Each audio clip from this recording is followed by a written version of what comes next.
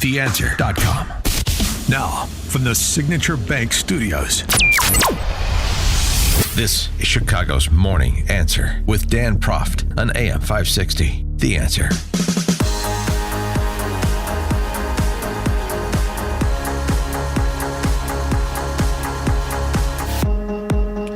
Top of the morning, Dan Proft here.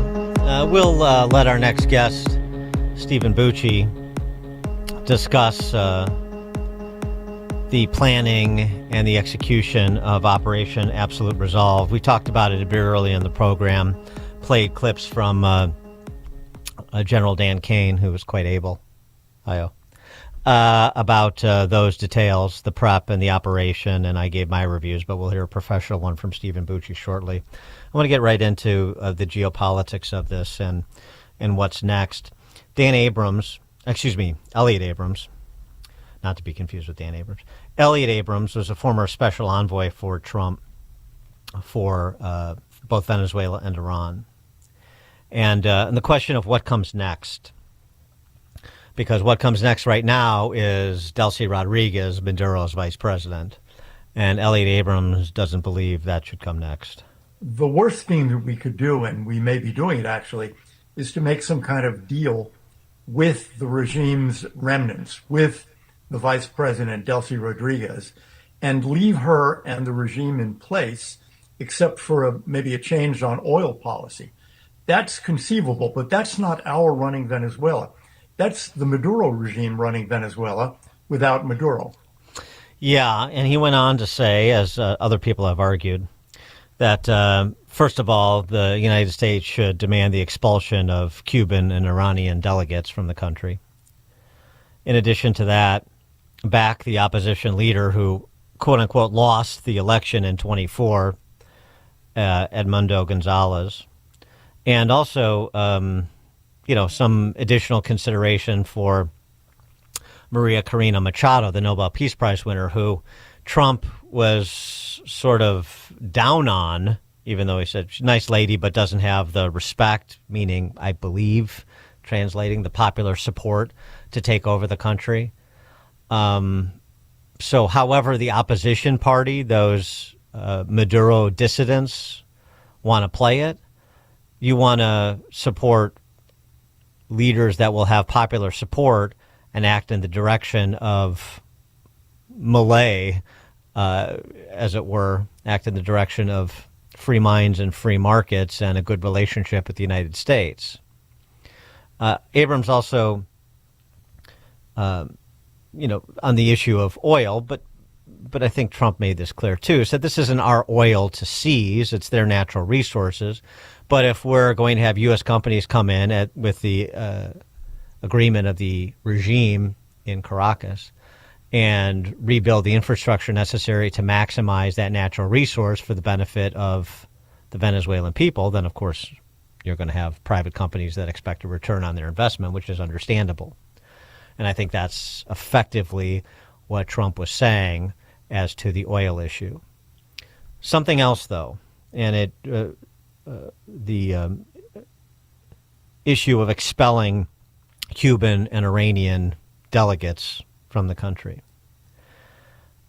Trump and Rubio on Cuba, because the Castro descendant that is now the dictator of Cuba had a very important role that maybe is underappreciated, not as understood as it needs to be, in propping up Maduro. Take a listen to Trump and Rubio doing a bit of a tag team on Cuba. We'll end up talking about, because Cuba is a failing nation right now, very badly failing nation, and we want to help the people. It's very similar in the sense that we want to help the people in Cuba, but we want to also help the people that were forced out of Cuba and living in this country. Do you want to say something about that, Marco, please? Well, I mean, I just gave you a statement a few minutes ago about, when the president speaks, you should take him seriously. Suffice it to say, Cuba is a disaster. It's run by incompetent, senile men, and in some cases, not senile, but incompetent nonetheless. It has no economy. It's in total collapse. And by the way, they were, all of the guards that helped protect Maduro, this is well known, their whole spy agency, all that were full of Cubans. I mean, it's amazing. This poor island took over Venezuela in some cases. One of the biggest problems the Venezuelans have is they have to declare independence from Cuba. They tried to basically colonize it from a security standpoint. So, yeah, look, if I lived in Havana and I was in the government, I'd be concerned, at least a little bit. Cutting off the oil flow to Cuba from Venezuela? Well, the president already announced a week ago that anything that's sanctioned, it's sanctioned oil, it's not going to be allowed to get there. So that's a pre-existing. Mr. President. The answer is yes. Mr. President. So Cuban dictator Diaz-Canel should be starting to mind his P's and Q's or making plans to transition. That was some of the indication. Also, for the rest of the region, particularly those that are decrying this extraction of Maduro and that were effectively in liege with him and have taken hostile positions to the United States. Petro in Colombia in particular, the president had this to say. Well, he has cocaine mills. He has factories where he makes cocaine. And, yeah, I think I stick by my first statement. He's making cocaine. They're sending it into the United States. So he does have to watch his ass. So he has to watch it. He has to watch his ass. And Claudia Sheinbaum, the president of Mexico, she's a nice lady, but... Well, it wasn't meant to be, and we're very friendly with her. She's a good woman, but the cartels are running Mexico. She's not running Mexico. The cartels are running Mexico. And we could be politically correct and be nice and say, oh, yes, she is. No, she's very, she's very frightened of the cartels. They're running Mexico. And I've asked her numerous times, would you like us to take out the cartels? No, Mr. President. No, please. So we have to do something because we lost.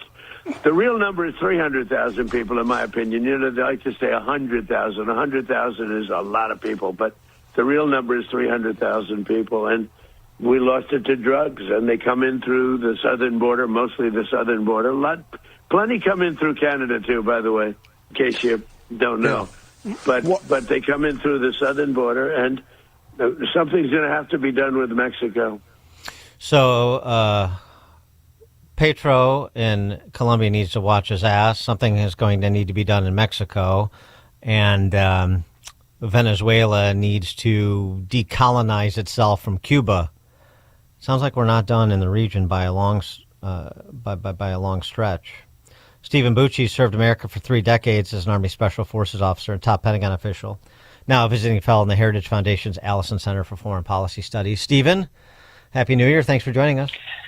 Oh, Happy New Year to you. Thank you, and I'm glad to be back on the show. Glad to have you back, particularly considering the eventful weekend. Let's start with what comes next, and going back to what Elliot Abrams said, that Delcy Rodriguez, who Trump sort of described in contradictory terms. On the one hand, there are a lot of bad people still there, the remnants of the Maduro regime that he doesn't want to deal with, that he doesn't want to stay. But on the other hand, he's not high on Machado and thinks that Delcy Rodriguez is going to do what the administration wants her to do. How does this shake out for you? Well, we don't know what sort of conversation Secretary Rubio has had with Rodriguez. She may be saying, look, I've got to say, this is terrible. You guys were mean to us, but let's work a deal here. I mean, that's likely what's going to happen. She's trying to protect her nether parts as well. Yes. From local threats, not from American threats. But, I think the world would be happier if we had somebody else, either the guy who got ripped off on the presidency, on the election, or Mrs. Machado. I'm not sure why the president thinks she doesn't have the chops to take over. I'm not sure. I'm not an expert in internal Venezuelan politics, but look, this was the right thing to do. It's absurd that the people that are protesting against it on the American left, we expected the Chinese, the Iranians, and the Cubans to be upset. We didn't think our own people who had been cheering demanding that Maduro be taken out. Now, when it's happened, all of a sudden they got a problem with it. But super operation, unbelievably well executed, and the fact that there were no leaks is kind of like astronomically phenomenal.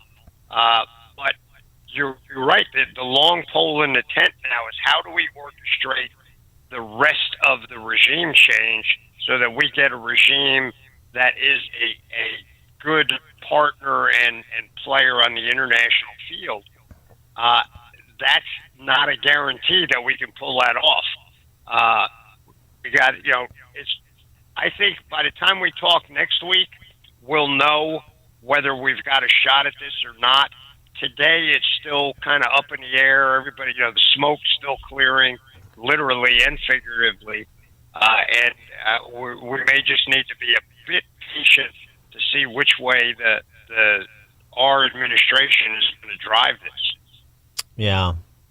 Well, I mean, just in terms of the caterwauling from the left on this, I mean, it was a lot of tough. This is the difference between Trump and them, and frankly, a lot of Republicans too. When Trump suggested that he had second thoughts about his decision to recognize Juan Guaido as the legitimate leader of Venezuela, and he was open to meeting with Maduro, this was in June of 2020. Biden posted this on X. Trump talks tough on Venezuela, but admires thugs and dictators like Nicolas Maduro. As president, I will stand with the Venezuelan people and for democracy. Don't tell me how that ended, Stephen. Pete Butt, Mayor Pete said basically the same thing. I stand with the people of Venezuela, and I recognize Juan Guaido, or 2024. I recognize Edmundo Gonzalez, and I stand with the people of Venezuela. I'm not going to do anything about it, but I stand with them. And this is the difference. And Marco Rubio made that point in no uncertain terms at the press conference the day after the incursion, that this is the difference between Trump and these feckless politicians that like to post on social media and backslap themselves versus somebody who does something and he's willing to suffer the slings and arrows, mainly from the left to do, or even from the right to do so. And something Tom Cotton said too, I wanted you to comment on Face the Nation, because we're endless war and this is going to be a quagmire, and we've learned nothing from the people who actually promoted endless wars and quagmires and open-ended occupation. If you actually look at what Trump has done in Iran, in Syria, here, this is surgical strikes, a specific mission. Once that mission is complete, we move from that mission to a secondary phase. Or that mission is complete, and that's all we intended to do, bring fugitives to justice. And then those countries, Iran, Syria, Venezuela, have to chart their own courses. Yeah, look, President Trump has been masterful at what he engages with, how he does it, when he stops. And in some cases, it throws people because, well, he's not following through. Well, look, his job is to pursue the interests of the United States of America. And if taking action in a certain place that's too involved or too many people, that's not in our interest. And Trump recognizes that. He also has the courage to say, no, we're not going to do anymore. I'm not going to be captured by what we've done in the past. I'm going to do what's right today. And he's shown over and over an ability to do that and not get entangled in the long term. But he realizes, this one's closer to home. It's our hemisphere.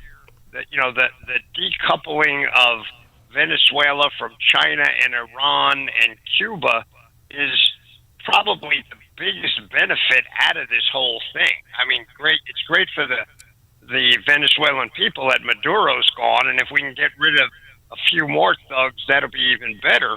But letting those enemy states know they cannot have an operating base in our hemisphere is huge. So, right, the Donroe Doctrine, or the Donroe Document, I guess you said, as it's called now, but instead of the Monroe Doctrine. But the other thing too is those other bad actors in our region that were still providing safe haven and taking, essentially happy to act as a surrogate for our adversaries in the Eastern Hemisphere, as he mentioned, from Petro to Scheinbaum to Canal, they have to be a little uneasy today, and that's a good thing.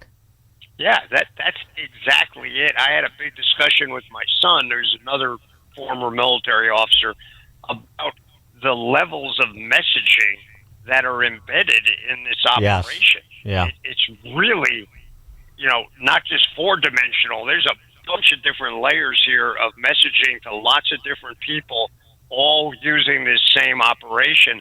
And I tell you, those folks ought to pay attention, because President Trump is not fooling around. He is not a cosmetic president. He is an action president, and people may dislike him. And Mondami and AOC were not consulted beforehand. How could the president do this? Well, one of them's a week-old mayor, and the other one is a junior congresswoman. No offense, they are not players on the international stage. And no, he's not going to consult them before he does things. So maybe the messaging there is good too. Hopefully those two will realize where they really stand in the world, and not the overinflated view of themselves they seem to have. The message it sends to Putin vis-a-vis Ukraine, since there were more meetings over the holidays, Zelensky at Mar-a-Lago. Do you think this in any way impacts Putin's thinking in terms of trying to make a deal? And is Zelensky moving in the right direction, talking about things like a referendum, national referendum on Trump's proposed peace plan? I think the messaging is positive. I see no downside in its effect on Russia. I can't believe Putin is happy about it. He just lost a big connection in the Western Hemisphere, and a friend here that he could use as a base of operations, at least for his more clandestine operations.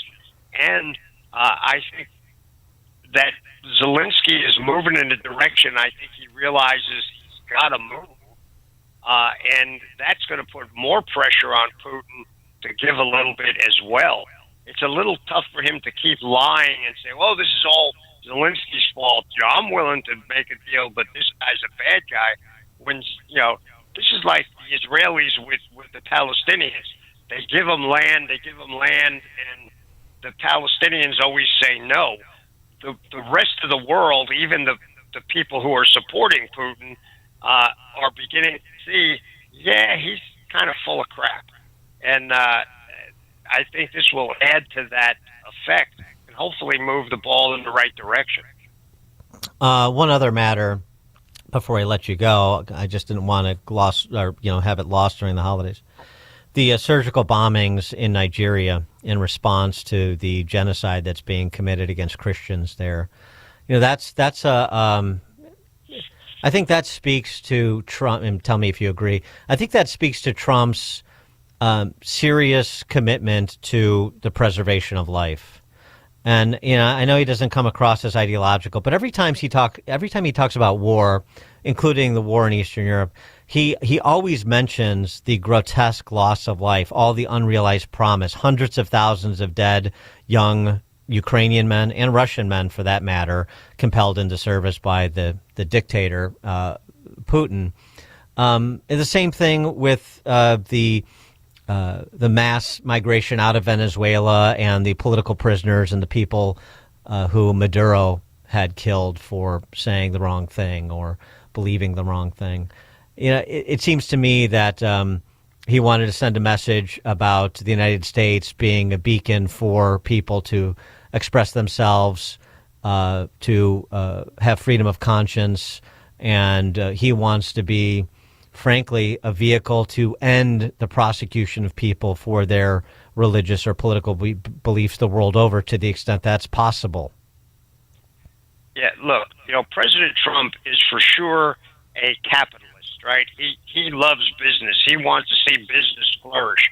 But he also knows if you don't have basic freedoms and safety, that those things can't happen. You can't have capitalism that works like the Chinese are trying to do. That can work for a while, but it's going to collapse. President Trump really does believe in those fundamental rights of humans, not just Americans, but people across the world. And he's willing to take certain steps to help people protect those things. He is not cavalier about that, even though the left tries to paint him that way. He really does care about people. And he's willing to take action in certain situations, not in all of them, but in certain situations, he will take action to protect those basic rights around the world. And people need to understand he is not the one-dimensional cartoon character that the left tries to paint him. He's a pretty complex guy. And once you get your head away from Orange Man bad, you should be able to see that. But the left doesn't seem to be able to take that first step. So I don't know if they'll ever change. Doubtful. Stephen Bucci served America for 3 decades as an Army Special Forces officer, top Pentagon official, now a visiting fellow in the Heritage Foundation's Allison Center for Foreign Policy Studies. Stephen, thank you as always. Appreciate it. It's my pleasure. Thanks for having me, and I look forward to talking to you next time. As do I. Stephen Bucci joined us on the Turnkey.pro answer line. The more you listen, the more you'll know. This is Chicago's Morning Answer. Morning Answer on AM 560. The Answer. Hi, I'm Ken Mariotti, owner of Woodland Windows and Doors, a third-generation family-owned business since 1969. We know you're bound